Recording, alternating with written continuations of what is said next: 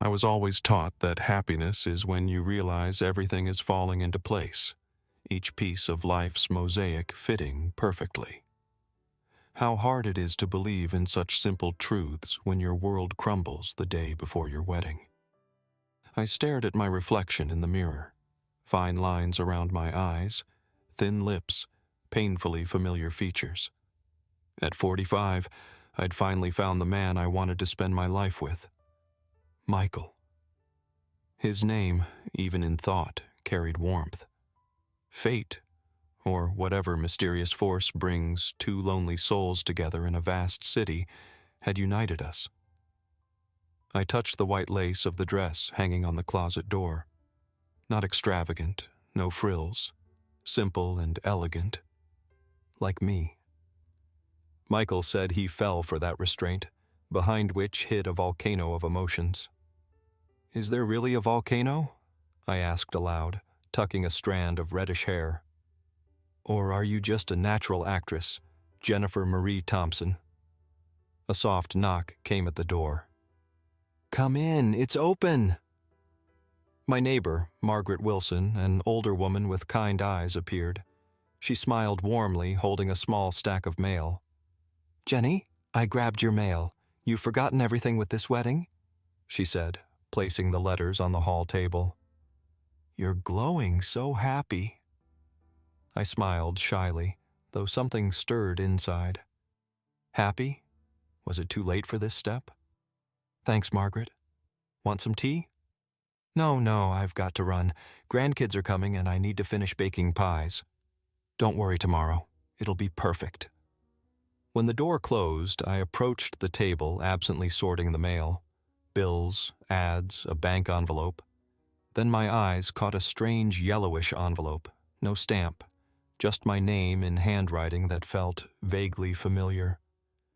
I sat on the edge of the couch, carefully opening it. Inside was a yellowed sheet of paper. "I love you, only you, but you chose another." My heart skipped a beat. The signature at the bottom. Michael. My hands trembled. I reread the lines again and again. What kind of joke was this? What did "chose another" mean? And why was the paper so old when Michael and I had only been together 2 years? A chill ran down my spine. I knew nothing of his past beyond what he'd shared, about his ex-wife, his job, his friends. Was any of it true? The phone rang so suddenly I flinched. "Jenny, you okay?" Michael's voice was warm, familiar. "Not getting cold feet, are you? Not running off before the altar?" His smile was audible. But inside, I froze. "No, everything's fine." My voice sounded odd even to me. "Sure? You sound off. Nervous?" "Just tired. Tomorrow will be great." "Of course it will. I love you. See you tomorrow, my almost wife." I hung up and stared at the letter. It burned my fingers. Something was wrong. Something... I vividly recalled my younger sister, Emily, awkwardly asking me to hurry up and clear out the room at our parents' house when I went to grab old things for my new apartment. Her odd glance when I showed off Michael's gift, a gold key-shaped pendant. "The key to my heart," he'd said. Cliché, but touching. Emily. We'd always been different. I was the responsible, serious older sister. She, the spoiled, impulsive younger one. Our parents always said, "Follow Jennifer's example." I defended her, covered her mischief, helped with school. After they died, something broke between us. We became strangers, each with our own lives. I dialed Michael's number decisively. I had to ask directly. I had to... "Hey again, something wrong?" His voice held concern. "Michael, I need to see you, now." "But isn't there a rule about the groom not seeing the bride before the wedding? Bad luck and all?" "To hell with superstitions." My voice cracked. "I need to talk. Now." A pause. "Okay. I'll be there in half an hour. Those 30 minutes dragged endlessly. I paced the apartment, restless. What if our entire story was a lie? What if Michael didn't love me? What if... The doorbell rang sharply. I flung the door open. Michael stood there, tall, fit, worry in his eyes. Those eyes. Could they lie? "What's wrong, Jen? You look pale." Silently, I handed him the yellowed letter. He took it, and I watched his face change with each line. He paled, then seemed to age years. The crease between his brows deepened, a flicker in his eyes I'd never seen. "Where'd you get this?" "It was in my mailbox, today." He sank onto the couch, still holding the letter. "I don't get it. This is some stupid prank." "Prank?" My voice shook. "It's your handwriting, Michael. Your signature." "Yeah, it looks like my writing, but..." "I'm holding your letter and you're telling me you love someone else?" I said, pained. "The day before our wedding? How could you?" He stood, grabbing my shoulders, looking into my eyes. "Listen, Jen. I didn't write this letter. At least, not recently. And not to you." "So you admit you wrote it?" I pulled away. "To who, Michael? Who did you write this to?" He sighed heavily. "It was ages ago. Maybe 15 years. I don't even remember exactly." "To who?" My voice was steel. "Her name was Sarah. We were young, foolish. I thought I loved her. She chose someone else and I wrote her these dumb letters." He rubbed his nose wearily. "I've no idea how this got to you, or why." "Sarah." I racked my brain. Had he ever mentioned her? I didn't think so. "She moved abroad years ago," he continued. "Married a foreigner, has 2 sons. We barely talked even then. And now, never. This is just a ghost from my past, Jen. I swear." He reached for my shoulder, but I flinched. I studied him, searching for truth. Did I believe him? Did I want to? "Someone deliberately planted this old letter," he said firmly, his voice hard. "Someone wants to ruin our happiness, sow doubt." His fists clenched, knuckles whitening.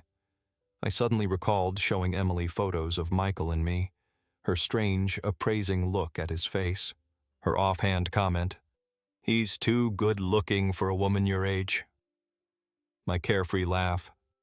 "At 45, hun, you don't chase looks.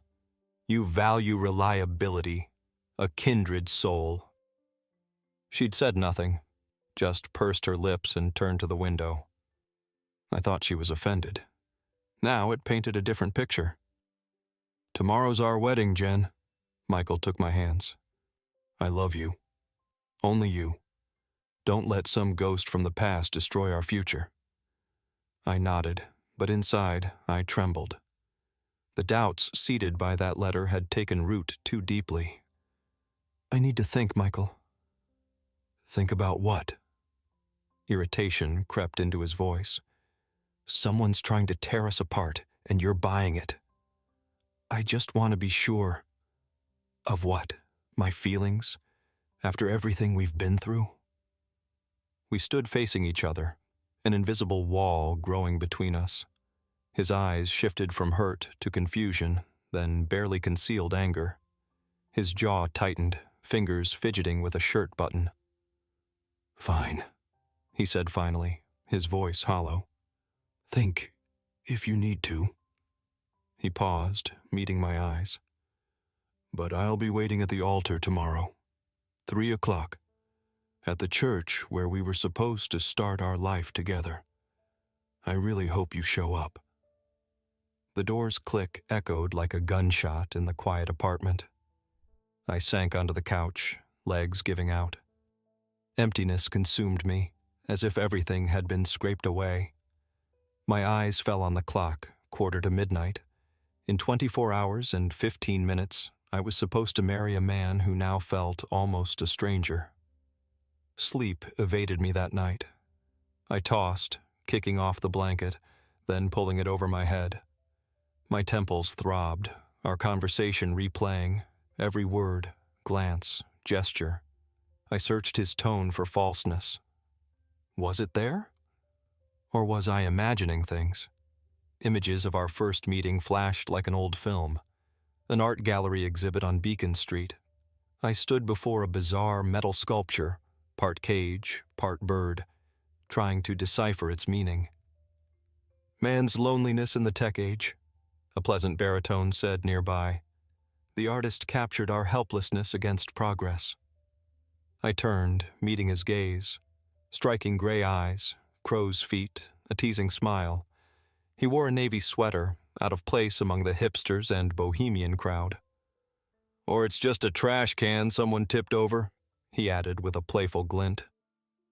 I laughed, truly laughed, for the first time in months. Then came a cozy cafe around the corner, where we warmed up from the autumn rain. Conversations that made time vanish. His stories about teaching, mine about favorite books.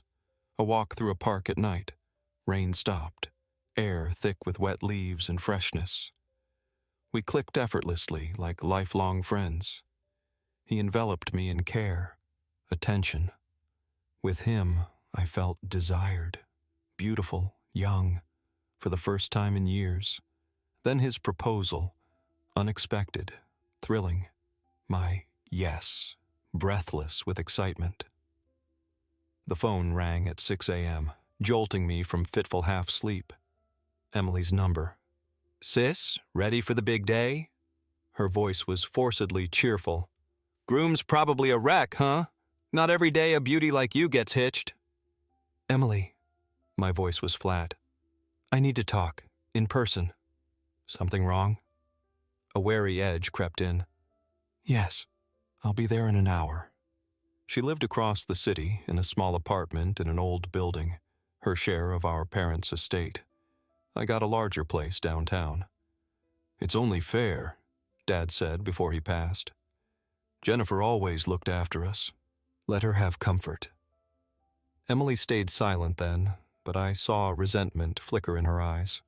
She opened the door with a strained smile, wearing a bathrobe, hair in a messy ponytail. "You're early. Something urgent?" I handed her the letter wordlessly. She scanned it, her face puzzled, but a flash of fear in her eyes. "What's this?" "You tell me. How should I know? Some old letter. What's it got to do with me?"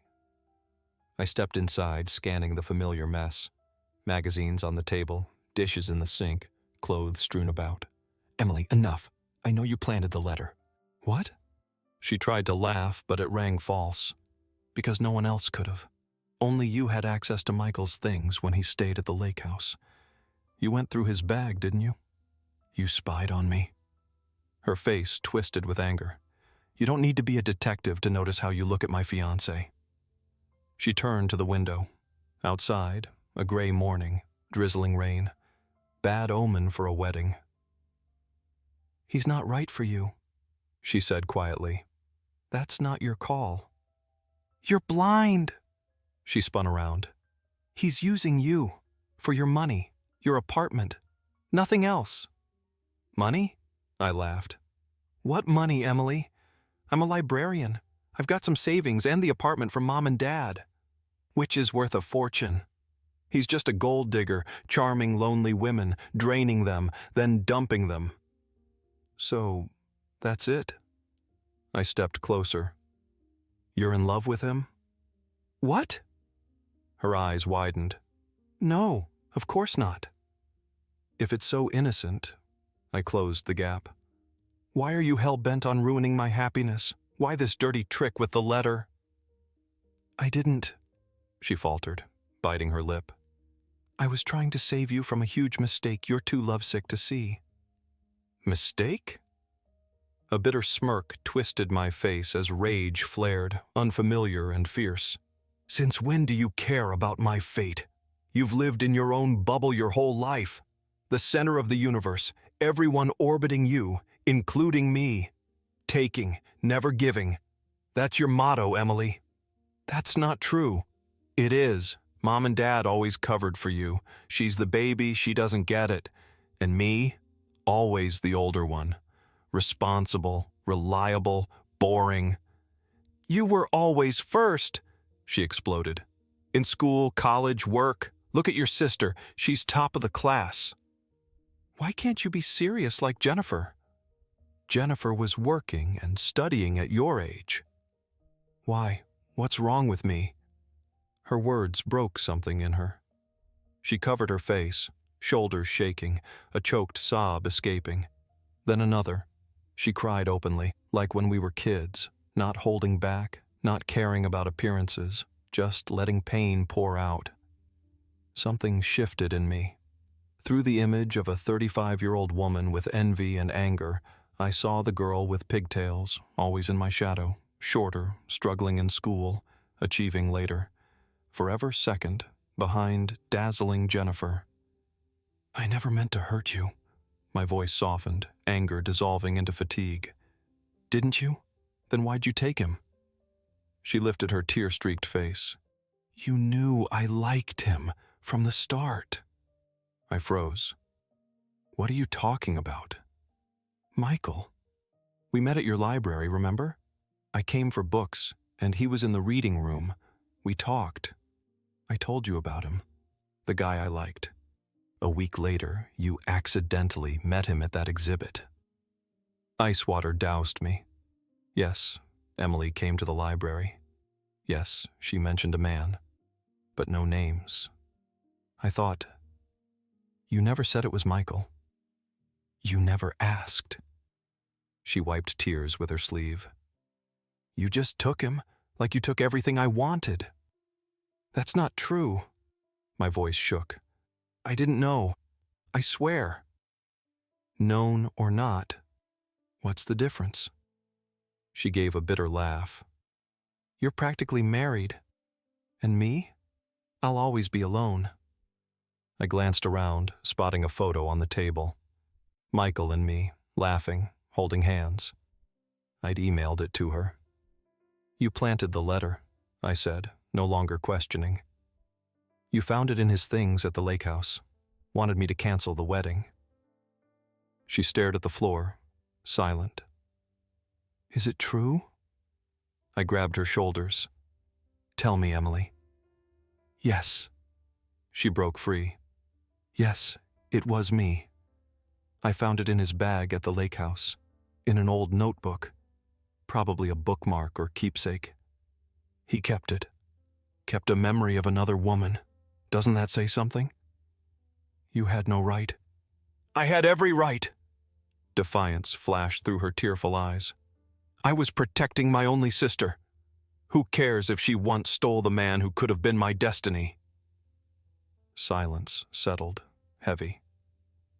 We stood like statues, two women bound by blood, divided by a man, sisters turned rivals. I looked at her tearful face, seeing our shared childhood, youth, growth, our complicated history. You know, Emily, I said, feeling pity and disappointment, I'm truly sorry for you, for your unspent tenderness, your envy, your pain. But what you did, it's erased everything between us. You've left me no choice but to walk away. What are you going to do? I took the photo of Michael and me from the table and slipped it into my bag. Decide my fate, without your interference. Outside her building, I paused under the awning. The drizzle had become a downpour, drumming on asphalt and car roofs. I didn't care. I stepped into the cold streams and walked, directionless. Water soaked my hair, seeped under my collar, but I felt nothing but inner trembling. Tears rolled down, mingling with rain, indistinguishable.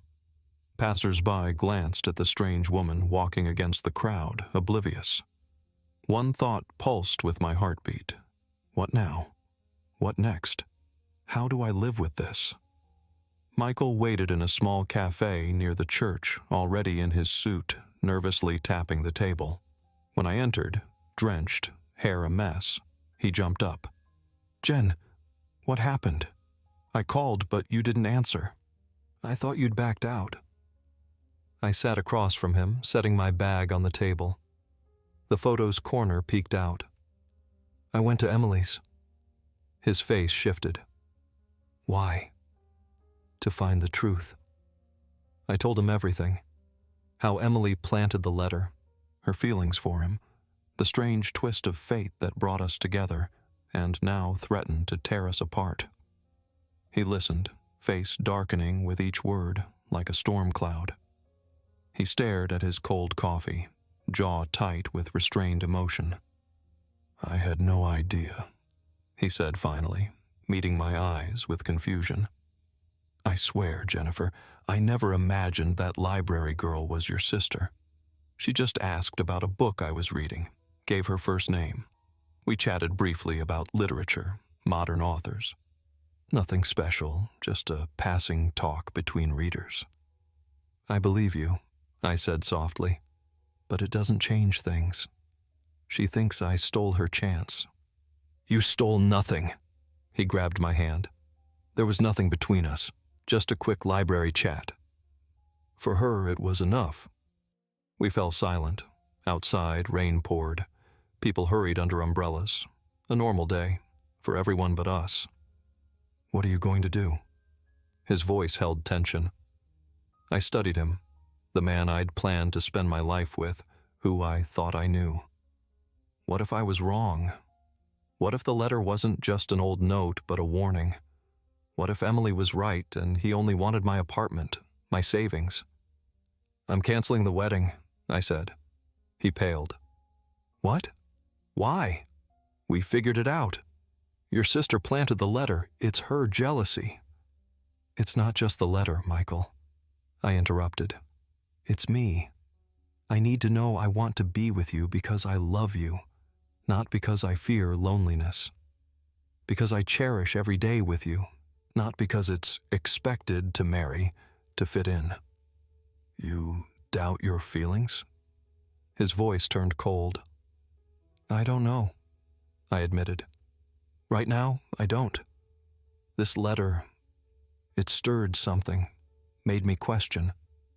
Is our love real? Or are we just two lonely people clinging to each other in a cold world? I love you, he said firmly. I want to be with you, no matter what. And I want to be sure. I stood. I'm sorry, Michael. I need time. Leaving the cafe, I didn't look back. I knew if I saw his face, I couldn't leave. But I needed to be alone, to think, to find myself. I called the church, canceled the ceremony, then notified the few guests. Some sympathized, some questioned, some stayed silent. I didn't care. Relief washed over me, like shedding a heavy burden. That evening, I texted Emily.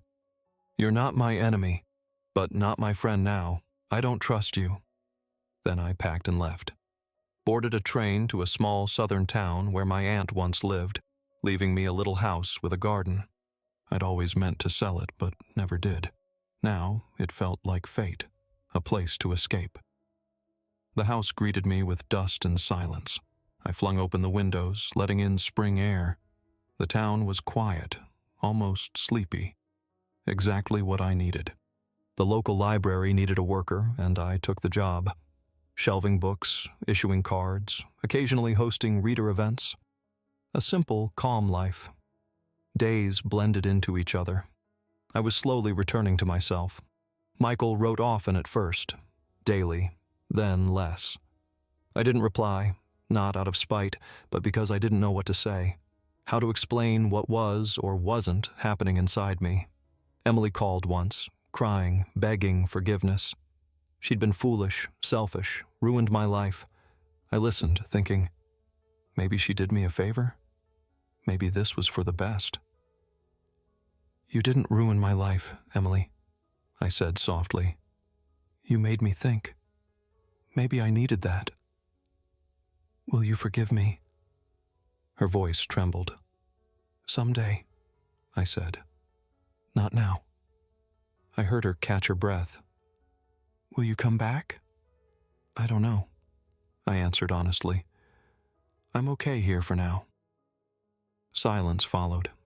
I didn't reach out, nor did they. We all paused, gathering our thoughts. Days became weeks, weeks months. I made new friends, smiled more. Evenings, I sat in my little garden, sipped tea, watched sunsets. Something new bloomed inside. Not happiness, but acceptance. Of myself, my life, my path. A letter arrived a year later. A real letter, in a thick envelope, addressed in familiar handwriting. I held it, hesitating, then broke the seal. "Jennifer, I don't know if you'll read this or toss it unopened, but I have to try again. This year without you was the hardest of my life. I tried to forget, traveled, dated, worked to exhaustion. Nothing worked. You're still in my heart. Your face, your voice, your laugh. They're always with me. I didn't understand why you left. I was angry, blamed your sister, blamed you.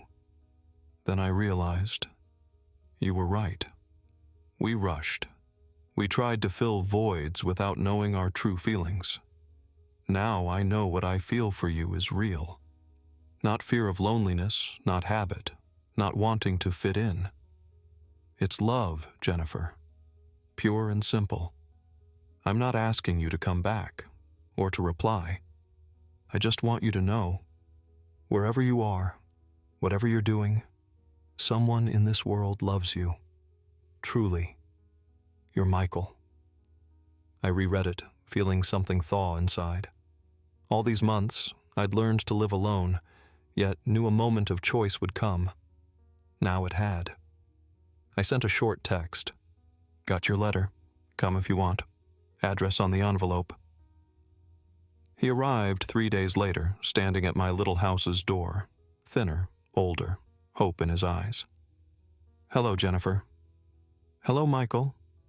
No tearful embraces, no passionate declarations.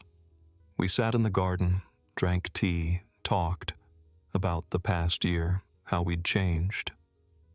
"You know," he said, watching the sunset, "I realized I don't know how to be alone. I always clung to relationships, women, running from myself. You taught me to pause, think, feel. I always lived for others," I replied softly. "Parents, Emily, colleagues, all those musts, shoulds, expectations. I forgot what I wanted." "And what do you want?" His gaze was serious, deep. I smiled. "To live. Just live. Breathe deeply. Enjoy each day. And be with the one I love." He didn't ask who, just took my hand. We sat as the sun dipped below the horizon, two lonely people who'd found their way to each other. We married 3 months later. No lavish dress, no guests, no fuss, just us in a small church on the town's edge. When the priest declared us husband and wife, I felt profound calm, like everything had finally clicked. Emily wasn't invited, not out of lingering anger, but because it was our moment. Only ours. We stayed in the quiet town. Michael taught history at the local school. Evenings, we strolled the riverfront, holding hands like teens. Nights, we lay in bed talking endlessly, catching up on the lost year. One day, Emily sent a package. Inside, an old photo, us as kids, hugging, laughing, and a note. "I'm glad you're happy. I hope you'll forgive me someday." I stared at the photo. Happy children unaware of grudges, jealousy, betrayal. Suddenly, the last knot of bitterness dissolved. "What's that?" Michael asked, peering over my shoulder. I showed him. "My sister. She wants to reconcile." "And you?" I smiled. "Life's too short for grudges, Michael. I invited her for Christmas." He hugged me, his heartbeat steady against mine. "You've grown wiser," he whispered. "We both have," I said. And it was true. We'd grown, learned to value not just joy, but pain. Sometimes, pain leads us to our true path. Christmas came.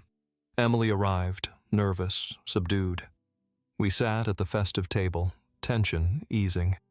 We talked, cautiously at first, then openly, about childhood, our parents, our misunderstandings. "I still remember you defending me to the principal," Emily said, tears in her eyes. "When I broke the gym window. You said it was you. And I remember you giving me your doll when mine got broken by the neighbor girl." I smiled. We looked at each other, two grown women, sisters who'd navigated hurt and misunderstanding, still bound by an invisible thread. "I'm sorry," Emily said to us both. "I was foolish, selfish. I didn't mean harm, just—" "We know," Michael cut in gently. "It's in the past, Emily." She looked to me for confirmation. I nodded. "It's in the past, sister. Today, we start anew." As snow fell outside, we opened champagne and raised glasses. "To new beginnings," I said. "To love," Michael added. "To family," Emily whispered. We smiled, and I marveled at life's intricate patterns, guiding us to the path we're meant to walk. How vital it is to pause, listen to your heart, and let yourself be happy. I leaned against Michael, feeling his warmth. Outside, snow blanketed the world. Emily admired our small tree, adorned with handmade ornaments. I realized I no longer feared the future. Whatever came, I'd face it. We'd face it, together. That was my life's greatest discovery. Now, 5 years later, I sometimes pull out that old letter, yellowed, ink faded. I reread. "I love you, only you, but you chose another," and smile. That letter, planted by my sister's jealousy, changed my life. It made me pause, reflect, understand what I truly wanted. Michael and I still live in our small town. I work at the library, he at the school. Evenings we sit in the garden, sip tea, talk about books, politics, weather, anything. Every day I'm grateful for fate's second chance. Emily visits twice a year. She's matured, found her place. Recently she met someone, serious, reliable. She says she now understands Michael and I were right. I wonder, maybe we need to lose something precious to grasp its true value? Maybe life's greatest lessons come through pain and disappointment? Michael says our story is about a small lie leading to a great truth. I agree. Looking back, every step, choice, mistake led us here. To this moment, this life, this happiness. I know I'll never doubt my choice again. I made it not from fear of loneliness, age, or expectations, but from love. Real, deep, hard-won. The kind that stays forever.